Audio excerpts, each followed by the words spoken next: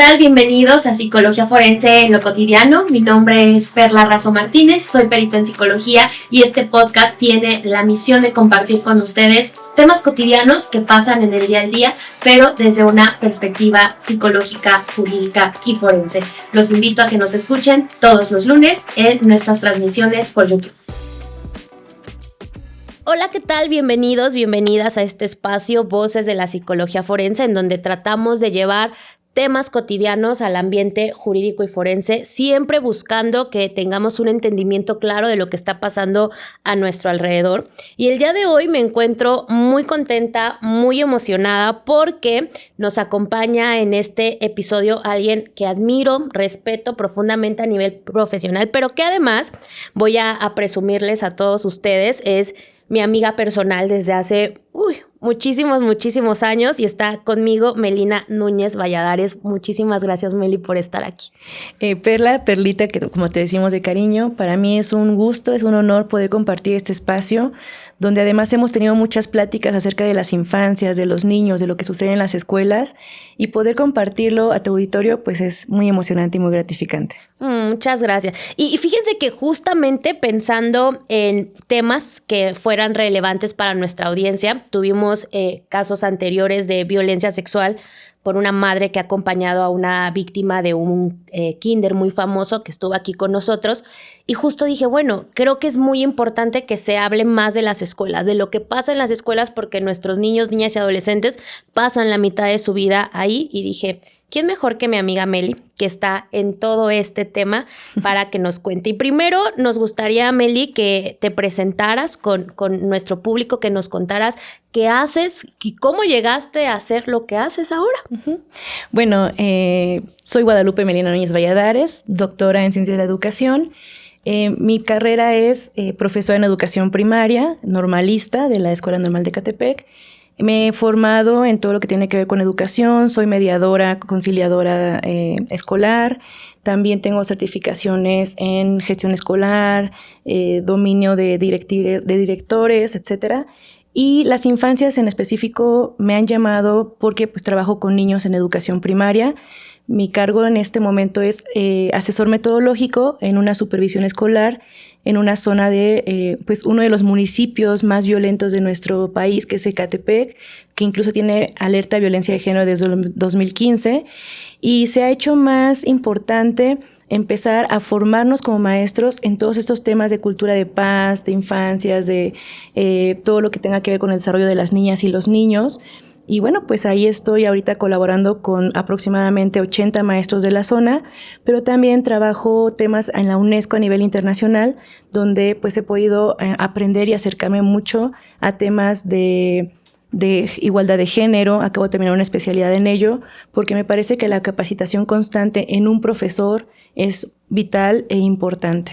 Sí, porque justamente, y es algo que yo he dicho aquí muchas veces en este espacio y en espacios personales, que los maestros tienen la capacidad de salvarle la vida a un niño. Así es. De poder identificar cosas que le pasan en sus casas, en sus entornos, en la propia escuela, y que tengan estas redes de confianza con sus docentes, que los docentes estén capacitados en poder interactuar con ellos, no solo en temas académicos de enseñarles, ¿no? Exacto. El ABC, las sumas, todo lo que aprendemos en la escuela, sino también este tema formativo social, porque nos volvemos, lo creo así, entes sociales totalmente en la escuela. Así es. Y bien, Meli, para entrar en este tema, cuéntame y cuéntanos a todos, tú que estás, aparte de todas estas capacitaciones impresionantes que tienes, en constante contacto con los niños, ¿cuáles son las formas de violencia más comunes que vamos a ver en las escuelas? ¿Qué está pasando actualmente con nuestros niños? Mira, Perla, quisiera empezar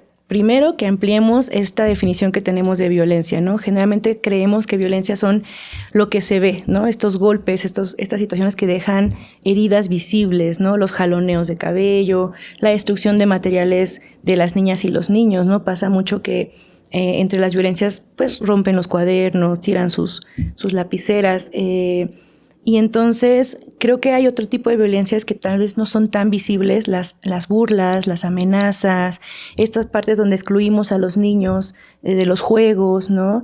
También está otro tipo de violencias donde pues nos burlamos de las niñas por su condición económica, la forma en que hablan, también de dónde vienen, su origen.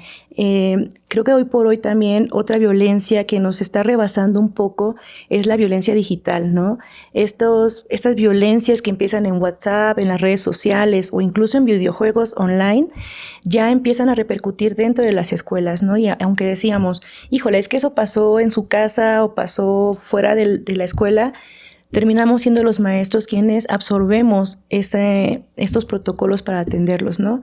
Y creo que hay una más sensible que no es que se deje de ver, pero está muy normalizada, que es esta violencia simbólica, ¿no? Que sobre todo lo hacemos en la forma en que organizamos a los niños y a las niñas, que les decimos qué esperamos de ellas y de ellos, ¿no? Estas frases que utilizamos mucho de, los niños no lloran, las niñas son más delicadas, ¿no? O los niños son los que cargan las bancas y las niñas son las que limpian. Este tipo de violencia sí va marcando expectativas de qué somos y qué esperamos de ellos. Te decía que acabo de terminar una especialidad en igualdad de género y hablo de los discursos docentes, ¿no? Y no solamente es lo que decimos, Perlita, también son los silencios, ¿no? Lo que enseñamos a los niños, quién puede tener la palabra, a quiénes regañamos, a quiénes estamos de alguna forma creemos que formando, pero sí creo que estas violencias simbólicas dan mucho, aparte de esta socialización que dices, pues nos van dando estas expectativas de qué tenemos que hacer como niñas, niños y adolescentes. Fíjate que esto que cuentas me recordó una anécdota que me contó alguien de una generación diversa a la nuestra, hacia arriba, que él cuando iba en la primaria le tocó el terremoto del 85. Okay. Y entonces pues dejó de funcionar la escuela un rato y el profesor varón que organizaba la escuela les dijo, para que no se atrasen vamos a hacer un programa denominado Adopta un Guaje. Así se llamaba el programa, Adopta un Guaje. Entonces ponía a los niños listos, inteligentes, a adoptar a un niño que no era inteligente para lo que la escuela considera inteligente, porque yo tengo una concepción muy distinta de la inteligencia, ¿no? Claro. Entonces, lo que la escuela no consideraba inteligente, imaginémonos, 1985, estaba esta dinámica. Y me acuerdo que cuando me la contaban, yo le preguntaba a esta persona ya adulta, bueno, ¿y tú qué piensas al respecto? Y en lugar de hablarme de la adopción al guaje, me decía, yo sentí una gran responsabilidad y tenía mucho miedo, o sea, mucho miedo de asumir algo que ni me gustaba, ni quería, ni tenía la idea de enseñar, ni nada. Y tuve que enseñarle a alguien, ¿no? Que académicamente estaba señalado como un niño con poco aprendizaje, con pocas habilidades, y había mucha presión, ¿no? Y entonces me quedé meditando ahorita que decías esto, en los discursos y las formas en las que vamos estructurando expectativas y autoconceptos en los niños, ¿no? Que en ese entonces era muy normal, ¿no? Yo me acuerdo, no sé, les decía, Meli y yo fuimos juntas a la primaria, que yo me acuerdo que en tercero una profesora incluso todavía nos aventaba el borrador, ¿no? Todavía nos alcanzaba uno. Era parte de la dinámica y eras distinto, tenías un valor distinto en el salón. Yo me acuerdo, los que son inteligentes adelante, los que son burros atrás, ¿no? Estas dinámicas en donde sí nos estructuraban quiénes éramos. Sí, y yo creo que hay violencias que si bien no dejan moretones, pero sí dejan silencios, ¿no? Y ambas tienen que cuidarse y procurarse. Yo creo que esta parte del ponernos esas expectativas desde tan pequeños en un espacio, justamente lo decíamos, son estos microlaboratorios sociales, las escuelas, ¿no? Marca para siempre la forma en que nos relacionamos con todos y con todas, ¿no? Sí, es muy fuerte y traten de recordar ahí en casa cómo era su vida académica y se van a dar cuenta que sí marcaron patrones importantes de quién eres y qué se te tiene permitido hacer y qué no se te tiene permitido hacer, ¿no? Exacto. Creo que eso es muy importante. Meli, ¿cómo podemos distinguir ustedes como docentes y a lo mejor los padres y madres y cuidadores primarios que nos observan entre un conflicto cotidiano de la escuela cuando los niños se pelean? Porque, a ver, es normal, se van a pelear por el color, porque no me lo quiso prestar, a una violencia real, a algo que requiere intervención. ¿Cómo hacemos esta distinción? Sí, Perla, mira, yo creo que lo primero es no llamarle ahora bullying, ¿no? A todo. Como decías, el conflicto es parte de estas relaciones sociales, de ir conociendo nuestros límites, también el respeto a los demás, ¿no? Pero yo creo que sí hay 3 condiciones muy importantes cuando ya se está convirtiendo en un acoso incluso, y para mí son 3 situaciones principales, ¿no? La primera es una repetición, ¿no? Una repetición de actos que tienen la intención. El segundo es de causar daño a la otra persona, ¿no? Al otro niño, a la otra niña, y también este desequilibrio de poder. Y no me refiero a un desequilibrio de poder donde uno tenga más fuerza que otro, o sea, puede ser desde, pues, la popularidad, puede ser desde tener información o fotos, ¿no? Ahorita también está muy, te decía, con las redes sociales, el tener las fotos, ¿no? Y la audiencia. Si recordamos, pues antes alguna compañera o compañero que sufría alguna humillación por algún maestro o algún compañero, pues éramos 5 o 6 los que estábamos ahí, ¿no? Viendo o observando, desafortunadamente. Pero ahorita la audiencia, Perlita, con los videos, con las fotos, se va a cientos de miles quienes están viendo eso que está pasando con las niñas y los niños, ¿no? Entonces tendríamos que preguntarnos para identificar esta parte es, efectivamente, ocurre reiteradamente. Lo siguiente que yo estuviera preguntando es, ¿estas víctimas tienen las condiciones para defenderse? Porque a veces sí son niñas y niños que nos dicen en casa, ¿no? Mamá, es que me está... Ay, pues defiéndete. Ay, pues tú también pégale, ¿no? Y entonces no estamos dando herramientas justamente para que ellos sepan a dónde acercarse. Dile a tu maestra, ¿no? O los maestros, ay, seguro le gustas, por eso te está pegando, ¿no? Entonces, si ya existe un miedo por parte de las niñas y los niños o adolescentes, ¿no?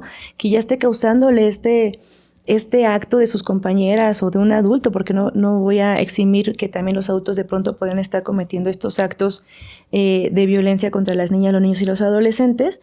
Y pues lo más grave es cuando se utiliza, insisto, en intimidar, en humillar, e incluso en sacar algún provecho de estas víctimas, ¿no? Y algo muy importante es que, si bien es cierto que una conducta de alguien no reúna todas estas características que ya decíamos de repetición, de desequilibrio de poder y de causar un daño, sí siguen siendo violencias y hay que atenderlas. O sea, no porque, ay, es que solo fue una vez, es la primera vez que le pega. No, todas las violencias, todos los actos que causan un daño, tenemos que atenderlas sí o sí, ¿no? Entonces yo creo que ahí es la diferencia más marcada. Y es que creo que ahora los docentes, Meli, y los padres, por supuesto, y las infancias, tienen un desafío totalmente distinto al que teníamos nosotros. Nosotros, yo le cuento a mi sobrina, ¿no? Tiene 8 años, que antes existía algo que se llamaba chismógrafo, ¿no? Que era un cuaderno en donde hacías preguntas y se lo pasabas a todos los compañeros y escribían las respuestas. No teníamos redes sociales, no traíamos un teléfono, ni siquiera estaba por aquí la idea de que chicos de primarias y secundarias llevaran un celular. O sea, esas cosas no existían, ¿no? Y entonces creo que ahora el estar inmersos en todo este medio digital hace que las violencias se extiendan, sean más masivas, ¿no? Y tengan un alcance mayor en todos los alcances y en todos los lados. Y creo también, Meli, que la escuela es un refugio para muchos niños. Si bien pasan cuestiones y violencias dentro, también vamos a ver niños que viven violencias fuera, claro, y que se ven dentro de las escuelas, ¿no? Que llegan dentro de las escuelas. Yo siempre he dicho que estos niños que tienen catalogados muchas instituciones como niños problema, como el niño conflictivo, la mayoría de ellos son niños que vienen de violencias, que vienen de lugares en donde hay abandono, en donde hay negligencias, en donde algo está pasando. ¿Cuáles son los cambios? ¿Cuáles son esas conductas? ¿Cuáles son esas señales que ustedes como docentes, como profesores, ven y se notan, aunque no se diga directamente hay violencia, ¿no? Que el niño no llegue con el moretón. Claro. ¿Qué estamos viendo en nuestros pequeños? Sí, mira, yo creo que lo primero, somos humanos, ¿no? Y profesionales de la educación. Si bien es cierto, creo que lo primero en estos cambios o en estos indicadores de riesgo que podemos observar como maestros, lo primero que tenemos que saber es que, a ver, antes éramos grupos de 60 alumnos, ¿no? Donde el maestro, si acaso se sabía tu apellido medio o el número de lista en el que ibas, ¿no? Ahorita hay un fenómeno, Perlita, donde hay una reducción de infancias en las escuelas y ya son niños o grupos de 30 a 35 alumnos, ¿no? Entonces yo creo que ahorita los maestros tenemos la capacidad de ir conociendo conforme, ahorita estamos a punto de iniciar un ciclo escolar, ¿no? De ir conociendo a las niñas y a los niños. Entonces yo creo que entre estos factores de riesgo, estas señales que podemos ver en los niños, primero es, pues esta niña que participaba, que le gustaba mucho estar siempre en conexión con la clase, o de pronto cambia drásticamente, ¿no? Ya no habla, le da miedo asistir a la escuela, o psicomatizan estos sentimientos y emociones que tienen, ¿no? Empiezan a tener síntomas de me duele la cabeza, me duele el estómago, o de pronto ya le tienen miedo a algún niño en específico o a algún adulto en específico. Yo creo que también esta parte donde algunos sí lo manifiestan, ¿no? Yo no quiero ir a la escuela porque fulanito está haciendo esto conmigo, ¿no? Yo creo que como maestros es tener esta escucha y sí tener estas alertas de señales. Incluso como profesionales siempre les decimos, maestros, escriban todo, ¿no? Las famosísimas bitácoras. Hay un debate muy grande en qué sí debo escribir una bitácora, qué no debo escribir una bitácora, si debo poner el nombre completo de la niña o del niño, si tengo que guardar su identidad. Entonces, yo creo que es una serie de pasos. Primero, identificar cómo estaba Melina, Perla al inicio del ciclo escolar, qué cambios ha tenido, platicarlo con sus cuidadores, quien sea, pueden ser padres de familia, sus abuelos, sus tíos, no sé. Ya tenemos también una dinámica muy diferente a como tú y yo crecimos, ¿no? Siempre había alguien en casa que generalmente eran nuestras mamás, ¿no? Ahorita ya las condiciones económicas y sociales impiden esta parte, entonces a veces ya ni siquiera son los papás que tienen la información de sus niños, ¿no? Sino a una vecina o alguien más que los ve completamente diario, ¿no? Sin embargo, una señal no es muestra de que está pasando algo, pero sí de que tenemos que mirar más de cerca a nuestras niñas y a nuestros niños, ¿no? Para que de esta forma no nos volvamos los docentes ni investigadores ni policías, pero sí estos enlaces que permiten que podamos mirar qué está pasando con las niñas y los niños. Y fíjate, Meli, que acaba de hacer una distinción que no había escuchado y que la voy a aprender, me parece muy importante, no ser este docente, investigador y policía, sino más bien ser este acompañante, esta red de apoyo. Yo siempre lo he dicho y lo voy a seguir sosteniendo. Los profesores, las maestras, los maestros, personal administrativo de las escuelas, con observar, pueden salvarle la vida a un niño. Así es. Totalmente. O sea, poder ver este cambio y decir, algo está pasando, voy a hacer esta red, esta confianza, esta línea de interacción con el niño, este compañero, esta persona de confianza al que él le pueda contar y le pueda decir, está pasando esto en casa. Así es. ¿No? Eso me parece importantísimo.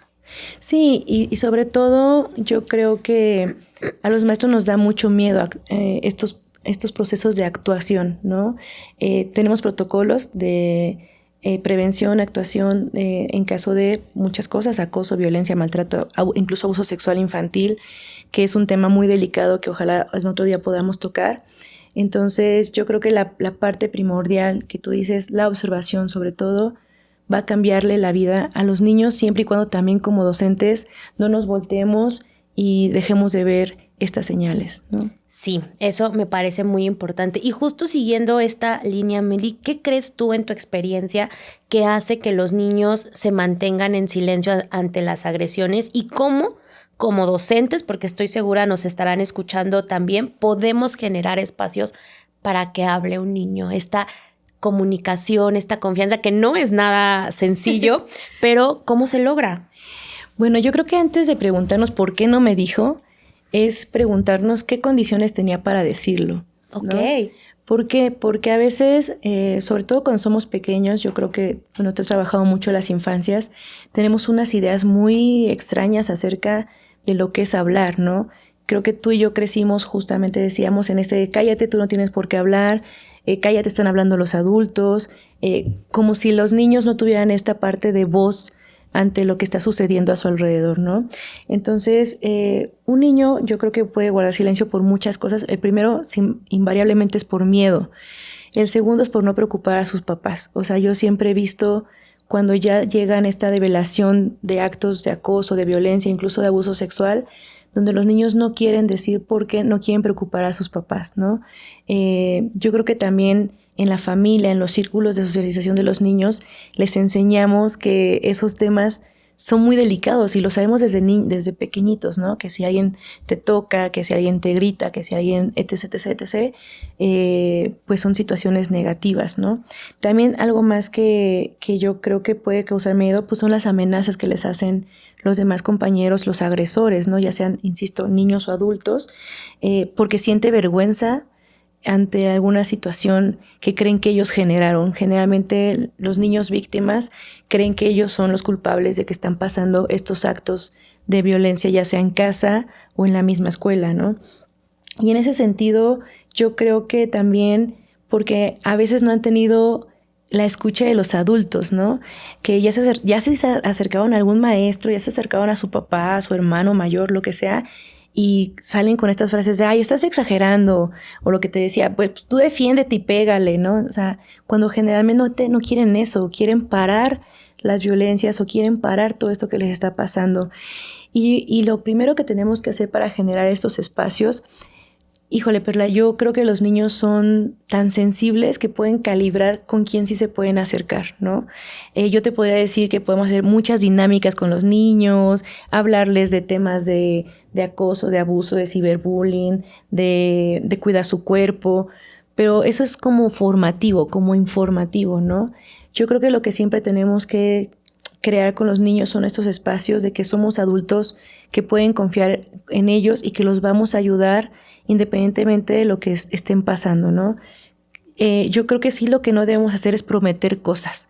De pronto cuando hay una develación, a mí me ha tocado ya varias veces, o sea, yo me estoy mordiendo la lengua para no, uno, llorar, ¿no? Porque aunque no son nuestros hijos o nuestros seres queridos, pues siempre que haya una vulneración de las infancias, pues causa esta indignación y esta nostalgia, ¿no?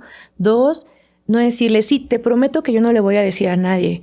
Al contrario, yo creo que una frase que podríamos utilizar mucho es, lo que me estás contando es muy importante, vamos a buscar ayuda, necesito contarle a las personas que para que te protejamos y podamos ayudarte más adelante, ¿no? Y darle esta confianza de lo que está develando, así sea un golpe en la mano que alguien le dio o un abuso sexual que ya es mucho más fuerte, tengan esta confianza de saber que lo que están diciendo se les va a creer, estamos ahí para ellos, y dos, que no se puede quedar en silencio porque tenemos que poner en marcha todos los mecanismos y todas en coordinación con todas las personas que van a hacer que protejan incluso su vida, ¿no? Entonces, ¿y por qué digo su vida?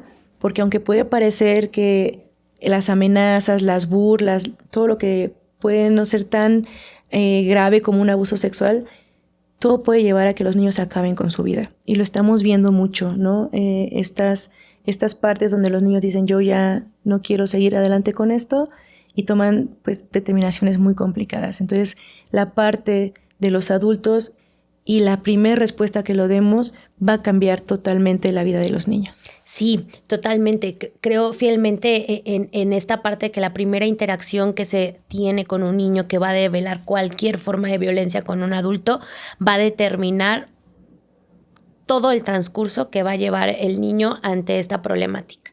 Incluso el tema jurídico, si se llega en asuntos muy graves a temas legales, todo va a estar determinado por la manera en que el profesor actuó con los niños. Y tocabas hace un momento en tu respuesta, Meli, el tema de el ciberacoso, ¿no? La violencia digital. Y platicábamos también hace un momento que pues en nuestra época eso no estaba. No teníamos esas cosas. Sí. Que creo que ahora lo pienso y digo, fuimos muy privilegiados al no tener esos accesos tan tempranamente. Hemos visto, y estoy segura, muchas noticias recientes, lamentablemente, de historias terroríficas de niños, niñas y adolescentes que graban golpeándose a otros compañeros, videos de peleas fuera de las escuelas, videos en donde el maestro está atacando al niño, ¿no? O sea, ya hay muchísima información. ¿Cómo juega? ¿Qué papel tiene estas redes sociales como los grupos de WhatsApp, las plataformas digitales, los juegos que ahora son en línea, ¿no? Este famoso Roblox, que hago mi paréntesis, ¿no?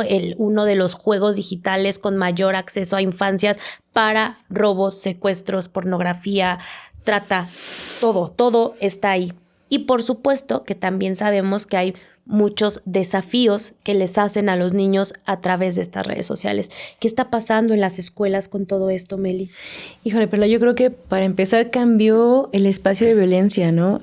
Antes se terminaba el recreo, te regresabas a tu salón y se acababa, o salías de la escuela y hasta el otro día te volvía la violencia, ¿no? Si es que existía, no digo que esté bien, pero ahorita ya la violencia la llevan a su alcoba, ¿no? A su cuarto, ya está la violencia en un espacio donde ya no solo se genera en la escuela, sino está con ellos todo el día.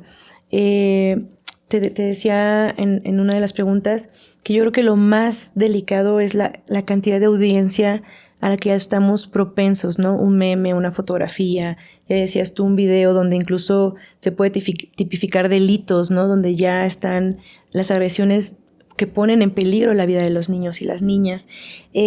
Yo creo que en ese sentido todos formamos parte de esta red que dejamos que sigan avanzando, ¿no? Yo a veces me pregunto, pues, ¿dónde están los papás en esta responsabilidad que tienen de darle un dispositivo a las niñas y a los niños a temprana edad, ¿no? Para que los dejen trabajar, para que los dejen cocinar, no digo que esté mal, ¿no? Tener habilidades digitales, yo soy súper pro tecnología, súper pro que te pueden dar otro tipo de herramientas, de habilidades, pero cuando no se tiene un cuidado de cómo las están utilizando, de quién están hablando a través de ellos, tú lo decías, ¿no? En los juegos online hay mucho esto de, y estás en tu casa y estás solito, ¿y qué estás haciendo, no? Y bueno, si no tenemos esta madurez de señales también con los niños como familia, pues pueden caer en estas redes de secuestro y demás, ¿no? También yo creo que una parte particularmente grave es cuando en los grupos de WhatsApp, y lo estamos viviendo muchísimo en las escuelas, se vuelven en esos tribunales de los papás, ¿no? Y suben la foto de, ay, Melina es la agresora, miren, ella es quien le pegó a mi hija, y ya salen todos los demás, sí, también yo, ¿no? Entonces no quiero decir que no se haga todo un protocolo con las niñas o los niños que son agresores, pero recordemos que son menores de edad, recordemos que también tienen esta protección de su identidad, ¿no? Yo invitaría mucho a los papás, a los maestros que nos están observando, que cuiden mucho, uno, no sacar fotos a las niñas o a los niños que no son aparte ni nuestros hijos, ¿no? Dos, si son tus hijos, con mucha mayor razón, o sea, cuida que no tengas la foto del primer día en la escuela, ahorita que se viene el inicio del ciclo escolar, ¿no? Y les encanta afuera de la escuela, la clave de centro de trabajo, el niño con su uniforme súper identificable, ¿no? Entonces, son muchas aristas, no solo es la violencia, es pues todas estas situaciones de riesgo que ponemos en la vida de nuestras niñas y nuestros niños, es toda la información que damos en las redes sociales que puedan acceder a ellos, ¿no? No tenemos claves de seguridad con nuestras niñas y nuestros niños de solamente si te dicen esto, quiere decir que soy yo. Entonces, híjole, las redes sociales se han vuelto un campo donde ya es muy difícil controlar qué está sucediendo en esos ambientes virtuales, ¿no? Ya literalmente es otra vida, literalmente es otro mundo. Los niños pareciera que sí se despersonifican y empiezan a tener otras identidades, podría llamarlo yo, ¿no? Entonces, a mí me parece particularmente importante que empiece a haber una regulación para niñas, que ya hay muchas leyes que se quieren aprobar, por ejemplo, del no uso de teléfonos celulares en las escuelas, ni para docentes ni para niños, ¿no? Al menos que esté mediando alguna situación pedagógica de aprendizaje.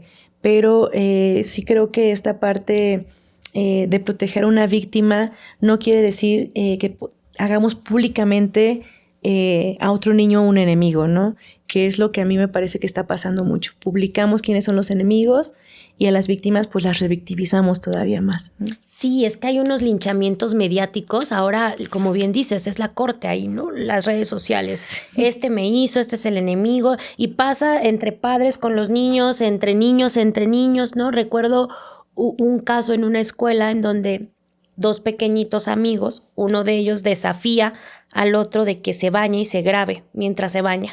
El niño se graba, están, en videollamada, le dice vamos a hacer videollamada, te bañas, es el desafío, el niño lo está viendo, graba el otro niño sin autorización pantalla y comparte el video del compañerito a un grupo de WhatsApp que tenían los niños, que yo decía, ¿por qué hay un grupo de WhatsApp de niños? Pero bueno, estaba ese grupo y después la mamá del niño víctima avisa a todos y todo el mundo se entiende, un relajo total, ¿no? Creo que sí hay que tener mucho cuidado porque si los propios adultos, que en teoría tenemos una capacidad madurativa distinta y que podemos hacer uso de otras herramientas, no sabemos cómo lidiar con las redes sociales y nuestra vida real, tangible, pues mucho menos los niños, ¿no? Entonces, creo que por ahí hay mucho, mucho que cuidar. Meli, ¿qué ocurre cuando la violencia no viene de un estudiante? Cuando no es otro compañerito que lo está agrediendo, sino un profesor, un directivo, un adulto que está dentro de la comunidad escolar, porque nos pasa mucho. Yo tengo muchos casos de violencia sexual infantil por conserjes, por choferes del transporte escolar, por administrativos que no son ni siquiera profesores, ¿no? No tienen este contacto directo de aula con los niños. ¿Qué pasa ahí? Bueno, aquí ya estamos hablando de un fenómeno totalmente distinto, ¿no? Ya no estamos hablando de estos acosos entre niñas, entre pares, ¿no? Entre niñas y niños. A ver, hay que ser muy claro, ¿no? Insisto, yo trabajo en una supervisión donde hay todo un mecanismo de quienes entran y quienes pueden permanecer en las escuelas como adultos, ¿no? Uno, no podemos estar si no es alguien que tenga un nombramiento como maestra, como maestro de arte, educación física, frente a grupo. Dos, por ejemplo, estas asociaciones de padres de familia tienen que estar constituidas. Si se va a dar un mantenimiento a una escuela por una persona externa, preferentemente en horarios que no son de escuela. ¿Por qué? Porque justamente hay este contacto con niñas y niños de personas que vamos a ver una vez en la vida que nos cambiaron las lámparas o que pintaron la escuela, ¿no? Entonces, sí hay que ser muy claros como directores, como maestros. Tenemos que estar muy al pendiente de qué personas están dentro de la escuela, qué personas están entrando. Incluso hay libretas o como bitácoras de entrada y salida de las personas, papás, citatorios. O sea, hay mecanismos que ya existen, que de pronto no se utilicen o que de pronto se haga relajada la situación de quienes entran y salen, es otro tema. Pero de que hay una normatividad donde dice quiénes son las personas que tenemos que estar, es importante. Regresando al punto de los adultos, pues ya son hechos que incluso pueden ser constitutivos como delitos, ¿no? Abuso, maltrato, etcétera. Y aquí es donde ya no es de, pues vamos a hablar con el maestro, ¿no?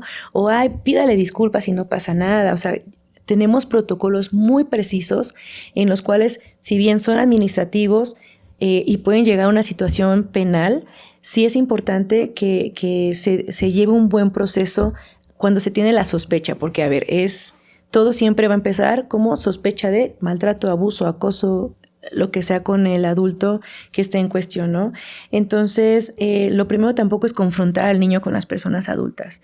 A ver, maestros, papás, yo sé que se enojan, yo sé que empieza esta situación de no controlar las emociones ante un maltrato a nuestros niños, a nuestras niñas, pero sí es importante que, para empezar, tengamos bien claro qué es lo que vamos a hacer cuando ocurre esto, ¿no?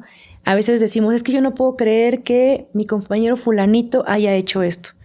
Pues no, o sea, creo que como compañeros no nos terminamos de conocer, ¿no? Y cada quien tiene que tener muy claro el proceso del protocolo, ¿no? Un profesor califica, estar pendiente, hace observación, hace sus registros. Un director pues tiene que llevar los procesos, levantar las actas, las bitácoras, llevar qué es lo que está pasando. Pues la autoridad, ¿no? Un entrenador, un profesor, promotor, va a estar siempre viendo quién está o no en los equipos, ¿no? Entonces siempre estamos en esta continuo trato con las niñas y los niños, y por ello a veces el miedo o el consentimiento que tienen los niños pues se vuelve los vuelve a ellos vulnerables ante lo que estamos haciendo, ¿no? Entonces la jerarquía de un adulto, Perlita, lo platicábamos alguna vez y yo lo aprendí contigo, esta seducción encantadora que tenemos, ¿no? Por el poder, por la simetría que tenemos de pues autoridades y demás. Sin embargo, creo que es ahí donde precisamente como profesionales de la educación tenemos que ser muy cuidadosos de cómo le hablamos a las niñas y a los niños, ¿no? Porque también se pueden como como a acercar con esas otras intenciones pensando que el afecto que les tenemos es de otra índole, ¿no? Claro. Yo como en la supervisión siempre le decimos a los maestros, eviten los apodos cariñosos de amor, corazón, cielo, que es inevitable porque los niños también, decías, en la escuela es un oasis donde a veces ese cariño lo tienen solo de este lado, ¿no? Ya no lo tienen en casa. Entonces, aparte del deber ser, de nuestro profesionalismo, pues tenemos leyes, ¿no? La Ley General de Niñas, Niños y Adolescentes Libres a una vida libre de violencia, pues lo marca, ¿no? Que los niños son personas que tienen estos derechos y que nosotros como profesionales de educación somos tutelares de ellos desde que entran a las 8 de la mañana o a la 1:30 de la tarde los del vespertino. Entonces, en todo momento sí tenemos otra dimensión totalmente diferente de lo que es violentar a un niño como adultos, ¿no? O sea, incluso, insisto, ahorita ya el protocolo manejaba solo la parte administrativa, ya manejamos la parte penal también.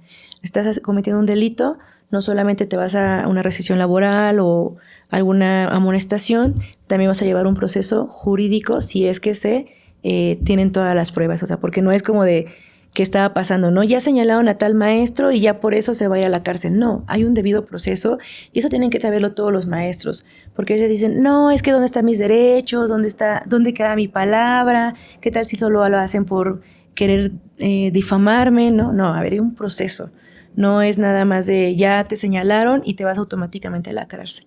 Entonces, el proceso administrativo se va a llevar y es ahí donde se deslindan las responsabilidades que tengamos que enfrentar como servidores públicos. Claro. Y esto me lleva inmediatamente a la siguiente pregunta, Amelia. ¿Hasta qué punto la escuela se puede convertir en un responsable en encubrir, minimizar, normalizar situaciones de violencia? Porque nos ha tocado también muchas veces escuchar que llegó la policía a detener a algún profesor, no porque lo hayan señalado en ese momento, sino porque ya hubo una investigación y llegan al lugar en donde se encuentre en el momento de la detención y los mismos maestros los dejan salir por otro lado o hay un encubrimiento. ¿Hasta qué punto pasa esto? Bueno, yo creo que aquí ya es una situación donde los afectos con los compañeros nublan insisto, los protocolos, ¿no? Yo creo que somos la parte más importante de los procesos y sobre todo me parece desde la sociología esta parte donde la violencia no solamente se reproduce por la acción, ¿no? Sino también justamente por la omisión, ¿no? Cuando dejamos de hacer o cuando creemos que por ayudar a la compañera o al compañero estamos protegiendo su estabilidad social, económica y laboral, pues yo creo que ahí ya estamos en una violencia institucional también en contra de las víctimas, ¿no? Incluso no solamente cuando ya quieren aprender al maestro, ¿no? Sino cuando dejamos o minimizamos y normalizamos las actitudes que tenemos, ¿no? Siempre ha sido así, la maestra o el maestro siempre les ha regañado, siempre les ha aventado el borrador, pero pues al final del día siguen siendo actos de violencia.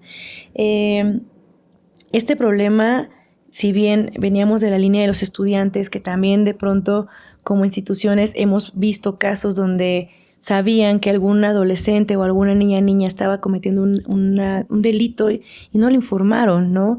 Entonces yo creo que ahí la responsabilidad que tenemos como institución es una de corresponsabilidad, una donde tenemos que saber qué tenemos que hacer cada una de las partes, ¿no? ¿Qué tiene que hacer el docente? ¿Qué tiene que hacer el director? Porque me he percatado, Perla, que todos queremos hacer todos, ¿no? Todos queremos, yo les digo, a ver, no es chismecito, es un asunto delicado donde tenemos que guardar también la discreción de los asuntos. En la normatividad tenemos esta parte de guardar discreción de lo que escuche, yo vea, yo haga, y no porque no quiera decirlo, sino porque, insisto, los procesos administrativos son muy importantes. Y en ese sentido, en esta investigación que te decía, pues en la escuela es un ambiente bien ambivalente, ¿no? O sea, donde de pronto queremos que sean pues todos estos conocimientos, el referente del desarrollo de las habilidades de los niños, y queremos niños y ciudadanos de primer mundo, pero por otro lado estamos teniendo estos estereotipos, esta discriminación, esta parte donde encubrimos delitos. Y yo creo que hay que preguntarnos como profesionales de la educación qué prácticas heredamos, Perlita, porque desafortunadamente tú lo decías, tuvimos una maestra que nos aventaba el borrador y de pronto esas prácticas se heredan, ¿no? Como maestros.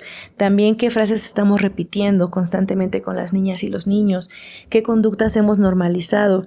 Y desde ahí yo creo que también algo muy esperanzador es que podemos transformar, porque, Perlita, no todo en la escuela es malo, negativo. Cuando un niño pide ayuda, siempre creo que la prioridad institucional deberá ser protegerlo y no solamente proteger la imagen de la institución, que muchas veces pasa, ¿no? Queremos proteger la imagen, sobre todo lo he visto en escuelas particulares, ¿no? Donde tienen un renombre, tienen pues una situación institucional que cuidar y a veces pesa más la imagen que el cuidado de las niñas y los niños. Y yo lo vería al revés. Si tú cuidas a las niñas y a los niños y a los adolescentes, la imagen institucional automáticamente va a ser una imagen de aquí estamos para protegerlos, para cuidarlos y no solamente para crear estas expectativas de qué son o qué no son, más bien dicho, de su desarrollo integral. Meli, ya para finalizar, ¿qué se tendría que hacer cuando ya pasó? Cuando ya sucedió un caso de abuso, cuando ya sucedió un caso de bullying, cuando ya hubo un suicidio infantil en la escuela, ¿qué se tiene que hacer? Ay, bueno, yo primero creo que es dejar de pensar que una capacitación al año ya es prevención, ¿no? Creo que lo vemos mucho.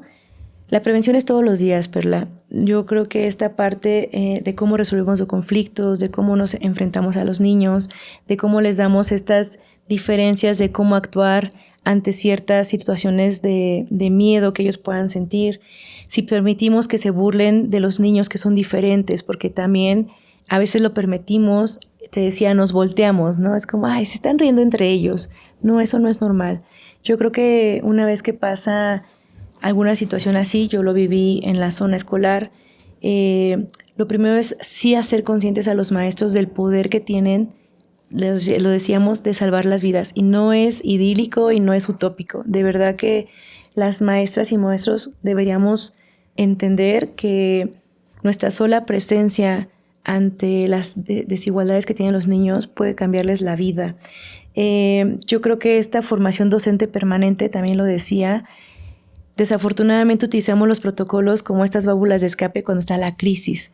Deberíamos ocupar los protocolos para saber, más bien dicho, esto, detectar las señales cuando están ocurriendo los síntomas de las agresiones, de las violencias, ¿no? También, ¿qué podemos hacer después? Pues resolver la cultura escolar que tenemos en las escuelas. Yo creo que sí estamos caminando, espero, hacia hacia escuelas con cultura de paz, pero es muy difícil, ¿no? Hay que preguntarnos también qué bromas toleramos, quiénes dejamos afuera, qué esperamos de una niña y un niño. La escuela, a ver, no puede garantizar que no haya conflictos. Eso no se los puedo garantizar como maestra, como supervisión, como autoridad, pero sí yo creo que puedo garantizar que ningún niño y ninguna niña tenga que enfrentarlo solo. O sea, con que estemos con esa idea de que ningún niño va a enfrentar solo esto, podemos empezar a cambiar y a prevenir un poquito estas situaciones de crisis que cada día, a mí me da mucha tristeza, lo estamos viviendo mucho más, ¿no? Creo que esa alerta inmediata que tenga el maestro es la parte principal y fundamental, la pieza angular de que esto sea prevenible. Entonces yo creo que eso es todo lo que yo podría decir de esto. Una vez que pasa, la cultura escolar, la actualización permanente de los maestros y como maestros estar todo mi horario escolar muy al pendiente de lo que pasa con las niñas, los niños y adolescentes, y no solo de mi grupo, sino de toda la comunidad escolar. Yo siempre les he dicho, los niños son de todos. O sea, no son mis alumnos de tercero A, son los alumnos de toda la escuela. Creo que eso es muy importante, Meli, y justo quería tocar este tema en este espacio porque me parece que las infancias en las escuelas se está volviendo un desafío total para todos, para docentes, para profesores, para nosotros incluso como peritos que recibimos muchos casos todo el tiempo que involucran a las escuelas, tanto de maltratos, de violencia, que fue la maestra la que se enteró que el abuelito abusaba sexualmente. O sea, siempre está ese contacto con la escuela y yo creo que lo más importante es entender que sí tenemos una deuda histórica con nuestros niños, niñas y adolescentes, que tenemos que empezar a repararla y que parte de esa reparación, de ese cambio y de esa reestructura siempre van a ser las escuelas. Es el segundo lugar de vida de los niños. Sí, y no, la mejor escuela no es la que no reporta casos. La mejor escuela es el espacio donde los niños se sienten seguros justamente para develarlo, ¿no? Entonces, a mí que una escuela me diga, no, es que es la mejor porque no tienen ningún caso de acoso ni de bullying, nada pasa. No, yo prefiero esas escuelas donde tenemos 5, 10, 15 casos, quiere decir que están haciendo un espacio seguro donde las niñas y los niños saben que pueden hablar y van a ser escuchados. Sí, claro, porque a ver, estadísticamente no es posible que teniendo una escuela, voy a decir una cantidad de niños, con 500 niños, no haya un solo niño violentado cuando la estadística dice que al menos de 10, 7 niños van a sufrir algún tipo de violencia en nuestro país. Eso estadísticamente no es posible, las matemáticas no mienten. Entonces, creo que eso es muy, muy importante. Hay una frase, Meli, que me gusta muchísimo, que de hecho la tengo ahí fijada en mis redes sociales, que dice: puedes tener la seguridad de que un niño conmigo va a estar a salvo aunque no sea mío. Y creo que eso nos debería tocar hacerlo a todos, darle esa seguridad, no a los adultos, a los niños, de que van a estar en un ambiente seguro en cualquier espacio. Cuéntanos, Meli, ¿cuál es tu reflexión final de todo esto que hemos platicado? Que una escuela segura no es aquella donde las niñas y los niños van a aprender solamente cuestiones de ciencia, matemáticas, desarrollo de las habilidades, sino una escuela segura es donde adultos, autoridades, padres de familia, niñas, niños, instituciones, somos una red y tenemos una corresponsabilidad para cuidar a las infancias, a las niñas, a los niños y a los adolescentes, que yo también creo que es una mirada que hemos dejado un poco de lado porque ya están como entre ser adultos y ser niños, ¿no? Entonces no dejen de ver a sus niñas, no dejen de ver a sus niños. Y sí, no solamente como esta parte fundamental de la educación que somos los maestros, sino como adultos mexicanos o de personas del mundo, siempre que veamos a un niño en riesgo, ayudarle. No porque no sea mío, no quiere decir que no pueda yo cambiar su vida. Seamos valientes, porque eso también es de personas valientes. No nos volteemos, hagamos todo lo que esté en nuestras manos y activemos los mecanismos que tengan que hacer para proteger a las infancias. Muchísimas gracias, Meli. Y bueno, yo voy a cerrar nuestro episodio con una frase que me gusta muchísimo en general para todos los casos de violencia, que el dolor nunca, jamás nos sea indiferente. Meli, te agradezco mucho, te quiero mucho, te respeto inmensamente y este es tu espacio. Muchas gracias. Hasta la próxima. Bye. Nos estamos viendo. Bye.